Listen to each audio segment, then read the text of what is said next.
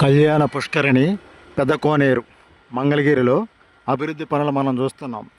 ఈ లోన నీరు ఉండేది, నీరు మొత్తం పూర్తిగా తోడేశారు. ప్రస్తుతం కింది నుంచి మెట్లు ఈ విధంగా కడుతున్నారు. కొత్తగా మెట్లు కూడా కొట్టుకుపోయినాయి గతంలో. ఆ మెట్లని పునర్నిర్మాణం చేస్తున్నారు. కళ్యాణ పుష్కరిణి పెద్ద కోనేరు మంగళగిరిలో మనం చూస్తున్నాం అభివృద్ధి పనులు.